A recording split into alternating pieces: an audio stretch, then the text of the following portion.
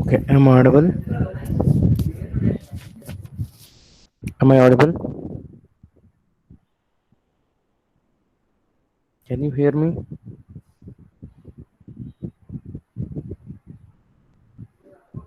Any one of you unmute yourself and tell me whether you are able to hear me or not. Yes, sir. Yes, sir. Okay, fine. So we shall continue our discussion today. I think I'll start my discussion on the biodiversity today. Okay. In the last class we had discussed on the aspects of the ecosystems. Is it not? So today we shall continue our discussion on the biodiversity. What do you mean by biodiversity? So it is nothing but the variety of plants and animals and other living organisms in a particular area or region. So it means the diversification of the animals, plants, human beings, it all live together in a particular area or region. It also means a number or abundance of different species which live together within a particular region. So all the collection of plants, animals, human beings, etc., wildlife, all of them live in a particular area with a harmony. So that is called as a biodiversity. So why is it important? So we live in ecosystem, which is a part of the web of the life, which includes even humans also. Each species of vegetation and each creature has a place on the earth and plays a vital role in the cycle of the life. So coming to plants, animals and insects and species which interact with each other and depend upon one another for what we call as food, shelter, oxygen and soil nourishment. So what Edward Wilson, who was called also called as father of biodiversity, has said that it is reckless to suppose that biodiversity can be diminished indefinitely without threatening humanity itself. Okay. So that's why all of them has got a close interaction with one another. Each human beings, it may be human beings, it may be wildlife, animals, plants, all of them are circling in their own way. All of them live in harmony in their own different aspects. That's why this biodiversity is very important. So classification of the biodiversity. To study the diversity of life, biologists use a classification system which is more in a logical manner. So that field of biology which deals with the classifying organisms is called as taxonomy. And Carlos Linnaeus, who is called as a father of modern taxonomy, he was the one who was considered as a founder of binomial system of nomenclature and the originator of the modern scientific classification of plants and animals.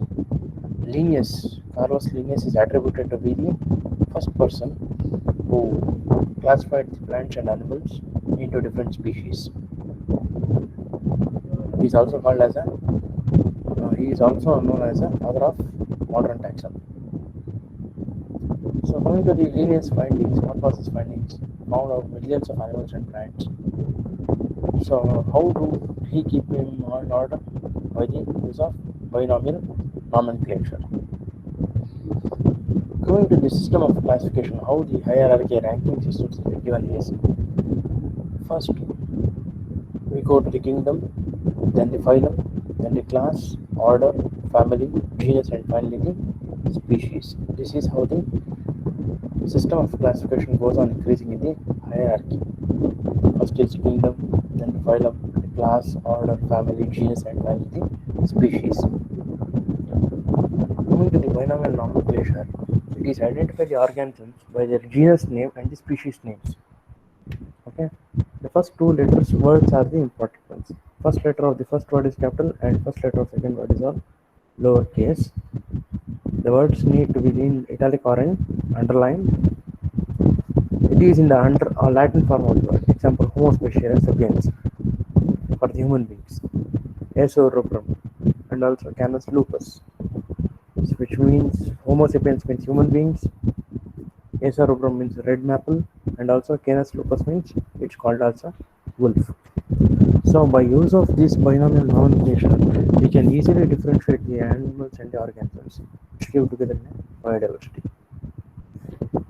Why it is used? It is used because a common name can sometimes be misleading.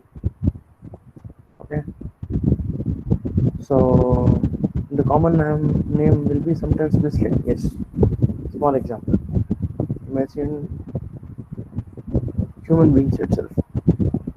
If we call them by other name, then it will be sometimes misleading. So what they do is they use these names for the different parts of the world, like in British, North American, South America, Australians used the Robins. Okay, so Latin is a universal dead language. That's why they use the nomenclature in the Latin language. So how do scientists classify organisms? It is that which is derived from a used constructor cladogram, which is a diagram that shows a evolutionary relationship among a group of organisms. So this concept of the classification was derived from the Darwin. Okay, Darwin was the first person who used this type of concept of classification. Okay, so early system of classification used the grouped organisms together based on the visible similarities like the eyes, nose, ears, teeth, skin, color of the skin, all those things. But that led to the troubles because hair, if you classify the human beings on the hair, some will possess black hair. Many of the people possess black hair. Parts of Africa and India, Europe. European people usually possess the reddish brown hairs, is it not? So that's why that will lead to troubles. That's why what the biologists do is they group the organisms into categories that represent lines of evolution, descent, and phylogeny, not just the physical similarities. So these are all derived characteristics which was originally derived from Darwin. Okay. So similarities at the DNA level in the genes of organisms also help to determine the classification, and also the molecular comparisons of the DNA is also used to mark the passage of evolutionary time. So it is known as a molecular clock. It uses the DNA comparisons to estimate the length of time that two species have been evolving independently. For a small example, dinosaurs. If there are two species of dinosaurs, what was the time extent that was required for the dinosaurs of two species to evolve over time is being given by the molecular clock. So it is a dichotomous key, which is a series of yes or no questions that states the rules for placing items into the categories within system of classification, like your plants, insects, trees, people. We could make one for our own classes. If it is man, yes or no? Yes. Then what all he possess? Does he possess two ears? Like that. Vice versa. Does he possess a head? All those things can be put here. Okay. So you practice yourself. You group yourself into two and pick someone that is trust most like today. Move beside them quietly. Hold out your hand. You do all these classifications for you. Okay. So coming to the kingdoms, there are 6 kingdoms in the bacteria. It's biodiversity. One is eubacteria, that is bacteria. Archaebacteria, that is bacteria. Protists, that is amoeba. Fungi, that is mushrooms. Plants, that is trees, and animals which are mammals. These are the 6 kingdoms of the biodiversity. Okay. So we looked into 6 bacteria in kingdoms, it is eubacteria and archaebacteria. So before 1990, there were only 5 kingdoms. Okay. Eubacteria and archaebacteria were grouped until named as Monera. Okay.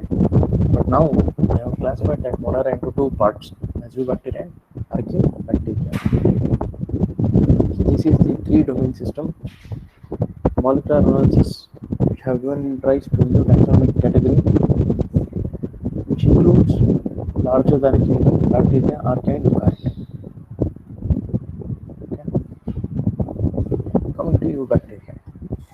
So what are eubacteria? Eubacteria are usually single-celled, prokaryotic, autotrophic, and heterotrophic bacteria. Most bacteria are in the eubacteria kingdom. So those have cell walls with peptidoglycan. They produce their own vitamins and foods like yogurt. For example, Streptococcus and Escherichia coli, that is E. coli. Streptococcus is a very common bacteria which is usually associated with the lung and the bacterial infections that passes into the tonsils and your ears. Okay. E. coli is a bacteria which can be found in the curds, which is usually found in the intestines of the human body also. Okay, okay. So those bacteria, ecologically, they are very diverse. They are free-living soil organisms to dead parasites. Yes, some of the parasites are very deadly in nature. Okay, some need oxygen and some do not need the oxygen also. Coming to the archaebacteria, these are also the single-celled proteins. They are also prokaryotic in nature. They are also autotrophic and heterotrophic, but their cell walls do not contain peptidoglycans. Okay, so eubacteria usually contains the peptidoglycan. Their cell walls are enriched with peptidoglycan, whereas the archaebacteria, the cell walls are not they do not contain the peptidoglycan. Examples are the methanogens and the halophiles. So these bacteria they usually live in the volcanic hot springs, brine pools, and also the black organic mud. They survive with the absence of oxygen. Okay. Some of the volcanoes are known to bring out the bacteria outside. So these are one of the ones which belong to bacteria. Protists are the ones which are usually unicellular in nature. So they are eukaryotic, made up of two cells, outer wall and a inner wall. Prokaryotic means it is converted with only one cell. So they are autotrophic or sometimes it may be heterotrophic in nature. So the members have great variety. Example amoeba. This is a very good example for amoeba which do not have any particular shape. Paramecium, which possesses a different shape. Okay. So you have to be very careful. I have to identify both of them. Okay, you can see how an example of the protist example how it is formed. It contains a foot vacuole, contains a macronucleus, it contains a contractile vacuole, pores, macronucleus, mouth pores, cilia, outer ones with small thread-like ones that are being found on the outer body. So all this belongs to the protists. So coming to the fungi, these are mostly multicellular, but some varieties are unicellular in nature. It has got a cell wall, but they do not make their own food. They are always heterotrophic. They depend on others for the production of the food. So they change the dead organic matter into usable nutrients. They are the decomposers. So they are the bread mold. It can be found in the bread mold, mildew, yeast, and the mushrooms. Coming to the plant kingdom, they are usually green in color, which contain chlorophyll, and they make food by the process called photosynthesis, like the algae, mosses, vascular plants, trees, flowers, etc. Finally, the animal kingdom, they are multicellular in nature. They cannot make their own food. They always are dependent on the others for the production of the food. And also, most animals move. They are sponges. They are usually vertebrates. They possess backbones. Some of them are also invertebrates, which do not possess the backbones also, like the sponges, jellyfish, and the earthworms. So there are other group which is also called as a viruses. Now you might have known the COVID virus, which is a mysterious organisms. Okay.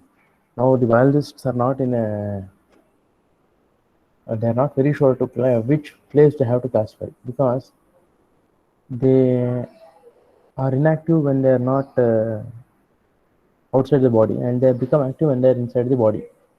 Okay, they do not have cell parts. They have got some RNA in them.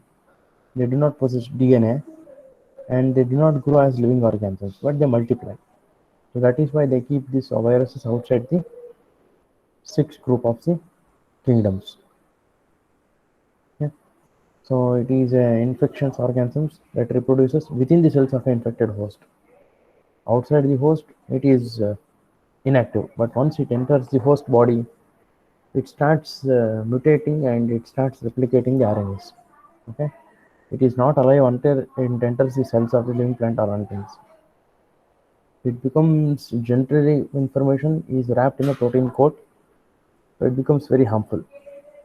So it mutates itself, ensuring its own survival and making it unrecognizable to the immune systems and the vaccines. They become really harmful if it is being unchecked. Now you can see the coronavirus itself, which has become very harmful to the entire world. So coming to the body symmetry is the one which is the arrangement of the body parts. Okay, you have got two types. One is radial symmetry, which has the body parts radiating from the central point. Example: starfish and the hydra. Okay, which passes from the central point. So bilateral symmetry is the one in which animal with body parts are arranged in pairs on either sides of a central axis. You can see here bilateral symmetry how it passes. It is being arranged in a two-way. Okay, human beings. You can cut the human beings into two parts. Exact replica can be done. Whereas asymmetry means which do not possess any regular body shape. Okay, you can see the bilateral symmetry, radial symmetry, and also the asymmetrical one, which do not possess any perfect forms. Coming to the parts of the body, which are very important parts in the biodiversity, dorsal, ventral, anterior, and the posterior ones are the ones. Dorsal is the top of animal, ventral is the bottom of the animal, that is belly, anterior is front of animal, and posterior is the end of the animal. Coming to metamorphosis, it is a series of changes during which young insects develop into adults. Like a small caterpillar that develops into a butterfly, that process of evolution is called as a metamorphosis. So coming to the complete metamorphosis, that is your egg, larva, pupa, and the adult. So this is egg, larva, pupa, and the adult butterfly. The larva looks completely different than the adult.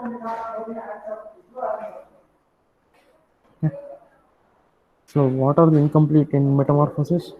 Egg, nymph, and the adult. Nymph is a like much smaller version of an adult, like a grasshoppers and the cockroaches.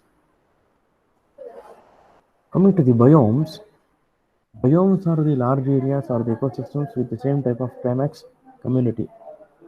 So they are located on land, which are called as terrestrial biomes. Those which are located in the oceans, lakes, streams, and ponds are called as aquatic biomes. Okay, you can see the biomes which are being distributed all over the globe.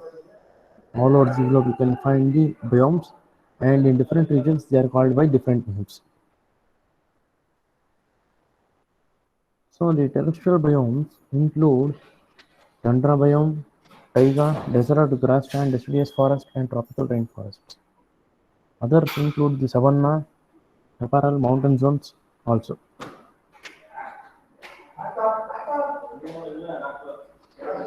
Coming to the aquatic biomes, which includes the marine, estuary, and the freshwater ones, are the aquatic biomes.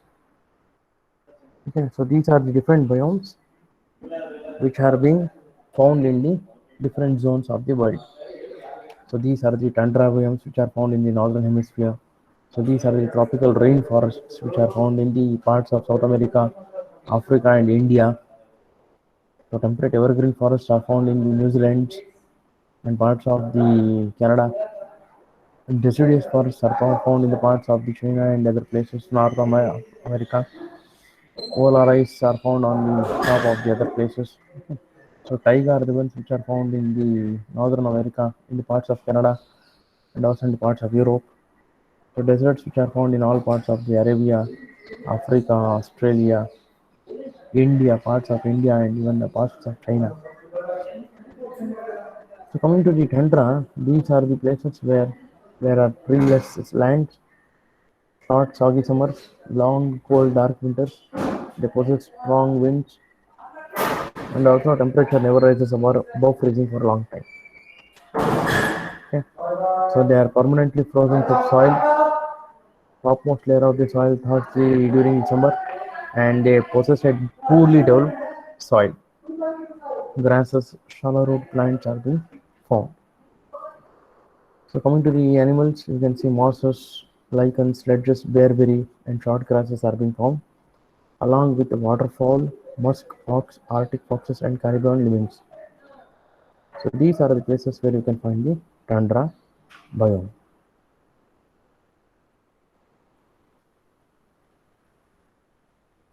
So these are the different animals that are being found in the tundra biome.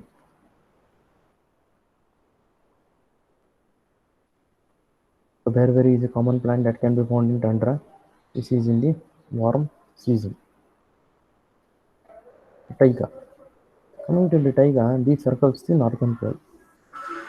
So it is land of mixed pine, fir, hemlock, and spruce trees. It is warmer and wetter than tundra. Plants that live here are the bears. Animals that live here are the bears, elk, deer, beavers, owls, and the bobcats. So they possess mild temperatures, abundant precipitation during fall, winter, and spring. So relatively cool, dry summer. They are rocky and they possess acidic soils. So these are the places where the taiga is being distributed.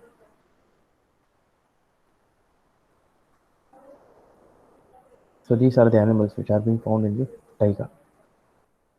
So this is the owl. Coming to desert. So it is a arid region with very small amount of plant life, which occupies about the one-fifth of the Earth's surface. Little or unpredictable rainfall, usually 50 centimeters of rain or even less annually. So where there are cold and hot deserts exist, and also you get the desert tortoise, diamond bark, rattlesnake, cactus, and aloe are the common plants and vegetation that is being found. So they are found throughout the world: Sahara of Northern Africa, southwestern US, Mexico, Australia, and Utah, Nevada, and also parts of Western Asia. Are the rats and the rattlesnake that are being found in the deserts. Coming to the temperate grasslands, here what happens is it lays between 25 to 75 degrees and centimeters of annual rainfall. Large communities are covered with grasses and similar small plants. They occupy more than the other biomes. So they warm to hot summers and cold winters. They possess moderate seasonal precipitation. They possess fertile soils. Their dominant plants are perennial grasses and herbs, and also they possess sunflowers, oats, rye, and wheat. So dominant wildlife includes coyotes, badgers, deer, and the rabbits. So these are the places where the temperate grasslands are being found. These are the quite common animals and birds that are found in the temperate grasslands. Coming to the savanna, which is a grassland with scattered trees, so you can find frequent fires with large mammals. Many of them are very small animals are dormant during dry period. So three distinct seasons can be found here in savanna: cool and dry, hot and dry, and warm and wet. Soils are very poor. They do not possess any fertility. So Charapal is a one which is scrubland regions of dense shrubs along with coasts. They lie between 30 to 40 degrees latitude.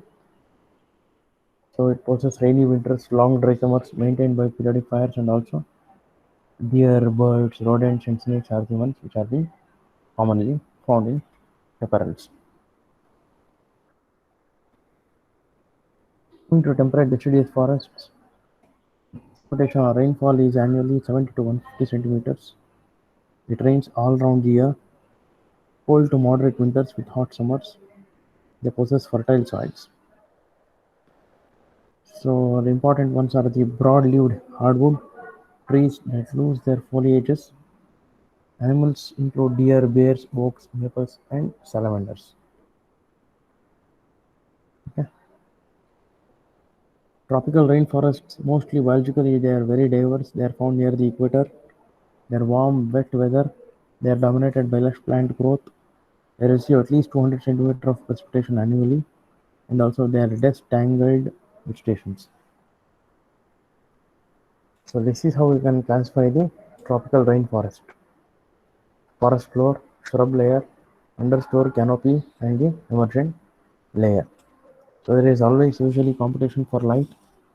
Soil is usually poor due to rapid nutrient recycling, and also animals are often found as a tree dwellers, like a smart sloths, monkeys, and the bamboos.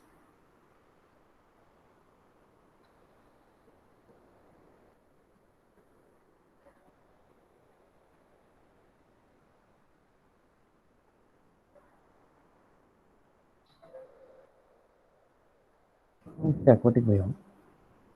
You know that 75% of the earth is covered with water. So they are divided into two categories as freshwater and the marine biome. Marine biomes are the ones which is salt water, like the ocean, sea, and some inland lakes which contain salt water. Freshwater is confined to rivers, streams, ponds, and mostly lakes. So coming to the marine biome, it is the oceans which contain the largest amount of biomass or the living material of any biome on the earth.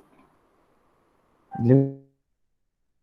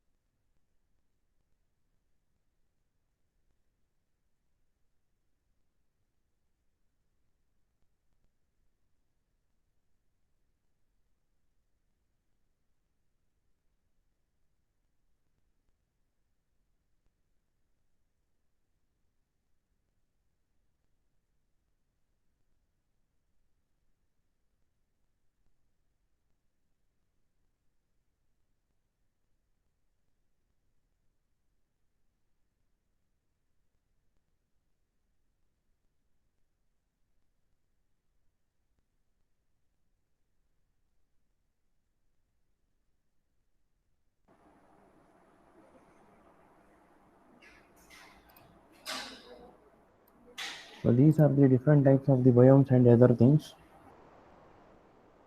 Now if you have got any questions, you can ask me.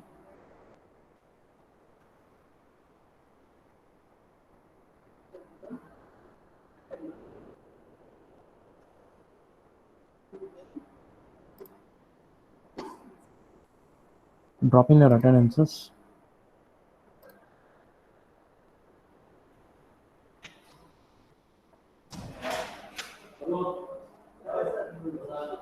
Drop in your attendances.